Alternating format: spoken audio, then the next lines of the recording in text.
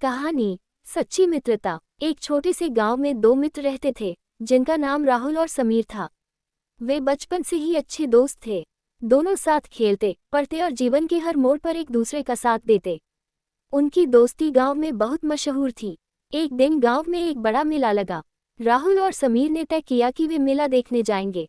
दोनों बहुत खुश थे, लेकिन मेले के रास्ते में एक नदी आ गई। नदी के किनारे तक पहुंचने के बाद दोनों को ये सोचने का समय मिला कि वे नदी को कैसे पार करेंगे। नदी में पानी काफी तेज बह रहा था और दोनों को डर लगने लगा। राहुल ने समीर से कहा, समीर, मुझे लगता है हमें घर वापस लौट जाना चाहिए। लेकिन समीर ने जवाब दिया, नहीं राहुल, हम दोनों मिलकर इस समस्या का हल निकाल सकते हैं। हम साथ में इस नदी को पार करेंगे। समीर ने अपने दोस्तों से सुनी हुई एक तरकीब का पालन किया। उसने नदी के किनारे से कुछ मजबूत लकड़ी इकट्ठा की और उसे जोड़कर एक छोटी सी नाव बना ली।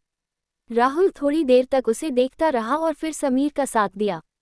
दोनों ने नाव तैयार की और नदी को पार करने की कोशिश की। राहुल थोड़ा घबराया हुआ था, लेकिन समीर ने उसे विश्वास दिलाया, डरो मत, हम एक दूसरे के साथ हैं, सब कुछ ठीक होगा। दोनों ने नाव पर बैठकर नदी पार करने का प्रयास किया।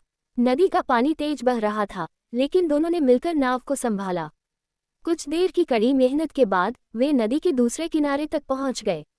नदी पार करने के बाद राहुल ने समीर से कहा, तुम्हारी मदद के बिना मैं यह नहीं कर पाता। तुमने मुझे विश्वास दिलाया और हम दोनों मिलकर यह कर सके।